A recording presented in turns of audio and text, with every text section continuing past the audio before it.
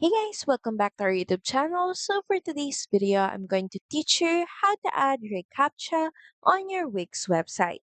So first is head over to wix.com and of course make sure that you're logged into your account. Next, in the left panel, click on Edit Site and from your Wix website editor page, switch to Dev Mode. This can be found at the top corner of your screen. Make sure that you turn on Dev Mode. Next, at the right corner of your screen, click on the search button and we're just going to search or type in Recaptcha.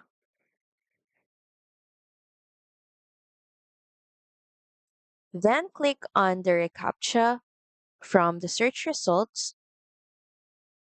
And from here, we're just going to drag the Recaptcha button to our website.